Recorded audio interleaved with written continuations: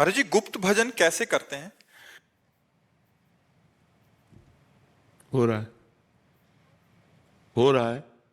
कैसे महाराज जी? अब गुप्त भी है और कैसे भी है। आपने पूछा गुप्त भजन कैसे हो रहा है, हम चुप हो गए। ऐसे होता है। कैसे करें बताइए आप। आपने पूछा गुप्त भजन कैसे होता है, चल रहा है। आंतरिक चिंतन। आंतरिक चिंतन। पहले वाचिक नाम जप किया जाता है, फिर उपांशु जप किया जाता है, फिर मानसिक होने लगता है। जैसे ऐसे हम राधा राधा राधा राधा राधा राधा राधा अब उपांशु में आ गए, अब मानसिक हो रहा है, चल रहा है। हम आपसे बात भी करते तब भी हमारा गुरु कृपा से भजन होता रहता है। हम आपको देखते हैं, हमारे नेत्रों में जो हम भजन करते हैं ना, वही बार बार लिखना चलता रहता है, बार बार बार बार। ऐसे हमारे दिमाग में जो चल रहा है हमारी शीशी के सामने, वो बस वही चल रहा है, राधा राधा। सब कोई समझ रहा है, हमारी तरफ देख रहे हैं, हमारे नेत्र कुछ नहीं देख रहे हैं, बस राधा राधा बस चलते जा रहे हैं, अपनी मस्ती में चले जा रहे हैं। और अगर कहीं रूप देखने लगे तो घंटों डिलीट करने में लगे। लाखों लोगों के रूप हैं, किसी की कोई हरकत नहीं, किसी का कोई रूप नहीं। तुम प्रणाम करो, तुम गाली दो, तुम बुरा देखो, तुम भला देखो, मेरे प्रभु मेरे प्रभु, राधा राधा राधा राधा। तो गुप्त भजन का मतलब है बाहरी कोई प्रकाश ना होना, न माला न काउंटर, किसी भी तरह का कुछ नहीं।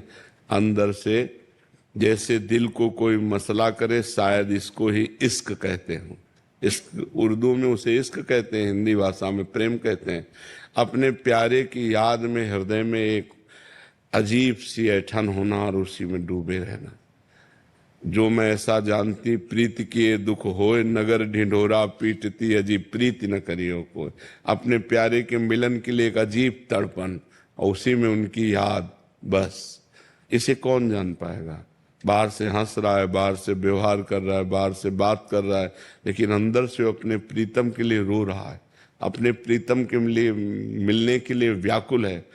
तन मन के बिछुरे नहीं, चाह बढ़े दिन रैन, कबहू संजोग न मानही, देखें भरी भरी नैन। रूप छके घूमत रहें, तन को तनिक न भान, नारायण दृग जल बहे, यह प्रेम पहचान। कभी कभी विवश होकर रो दिया, नहीं तो गंभीर भाव से शांत उन्हीं के चिंतन में बैठा है। इसे गुप्त भजन कहते हैं। कनिष्ठ जी राजस्थान से। राधे राधे महाराज। राधे राधे महाराज जी। महाराज जी, प्रभु श्री राम जी ने अंगद जी पर ऐसा क्या जादू किया कि अपने पिता के वध करने वाले से कह रहे हैं कि आप मुझे विदा मत करिए, मैं आपके घर में छोड़ने क्योंकि अंगद ज्ञानी महापुरुष है। अज्ञानी पुरुष ये देखता है कि ये मेरा पिता है, ये माता है। वो ज्ञानी पुरुष देखता है कि ये धार्मिक है या अधार्मिक है।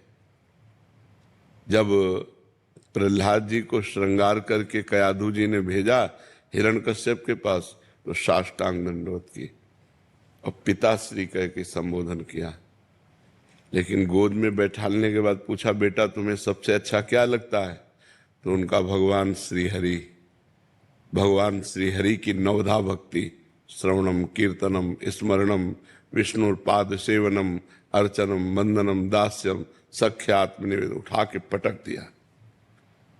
मेरे दुश्मन का नाम लेता है तू शत्रु पक्ष का हो गया।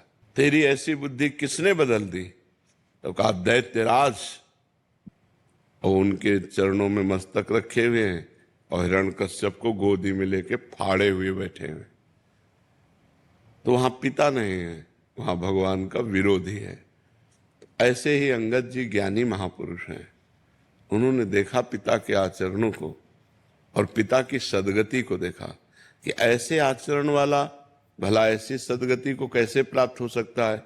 ये तो राम जी की कृपा है, भगवान श्री राम की अहेतुकी कृपा है कि अंतिम समय अपने बाण के द्वारा उनका जीवन लीलांत हो रही और वो भगवान के दर्शन करते हुए जो बाली जी हैं वो भगवान के दर्शन करते हुए शरीर छोड़ रहे हैं। ये भगवान की कृपा को अंगद जी ने देखा। अंगद जी को ज्ञान है, कोई मोही पुरुष थोड़ी है। कि आपका प्रश्न था तो आप समझ पा रहे हैं ना। हाँ, उनको ज्ञान था कि भगवान श्री राम की कृपा से जो अपने अनुज बधू के साथ गलत करना महापाप है और कई तरह के पाप करने वाला व्यक्ति है, वो भगवान के दर्शन करते हुए शरीर छोड़ रहा है। भगवान सामने खड़े, अंत में भगवान ने कहा मैं तुम्हारे प्राणों को, उनका प्रभु ये तो बहुत दुर्लभ अवसर है कि स्वयं आप हमारे सामने खड़े हैं और हमारे प्राण निकल रहे हैं। नाथ अब नहीं, अब धोखे में नहीं पड़ सकता। तो अंगद जी खड़े सब सुन रहे हैं ना। तो अंगद जी को पता है श्री राम कृपा से हमारे पिता का उद्धार हुआ, इसलिए श्री राम जी के प्रति विशेष भाव है और विशेष भक्ति है और विशेष बल है श्री राम जी का। नहीं, रावण की सभा में ऐसे ऐसे वीर बैठे थे जो देवराज इंद्र समस्त शक्तियों का स्वामी है, उसको पिंजड़े में बंद करके जैसे पक्षी ऐसे बंदी बनाकर रावण के सामने डाल दिया करके मेघनाथ ने, इसलिए उसका नाम इंद्रजीत हुआ। और जहाँ ऐसे ऐसे देवांतक नरांतक बड़े बड़े महाबली बैठे हुए हैं, उनके बीच में ताल ठोक करके पैर जमा दिया अंगद ने। कैसे?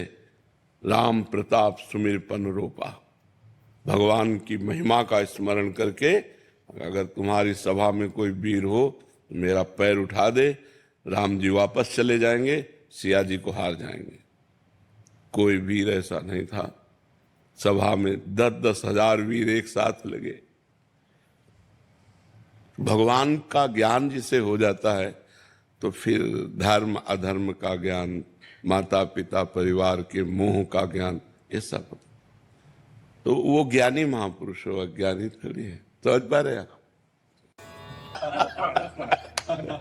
जहां काम ना चलता था तीर और कमानों से, विजय नटवर की वहां होती थी मुरली की तानों से, उसी तान को आप सुना रहे हैं। हमारे ठाकुर जी का ये प्रथम और महान संगीत है जो चराचर जगत को मोहित करने की सामर्थ्य रखता है। शिव की समाधि भंग हो गई, चर अचर सब विचलित हो गए, ऐसी ये मुरली है। भगवान अपने अधरों पर वृंदावन में कभी किसी सुदर्शन चक्र या किसी अस्त्र शस्त्र को नहीं धारण किया। जहां काम ना चलता था तीर और कमानों से, विजय नटवर की वहां होती थी मुरली की तालों, वही भगवान ने आपको दिया है। बहुत सुंदर, बहुत सुंदर। जय हो, जय हो, जय हो।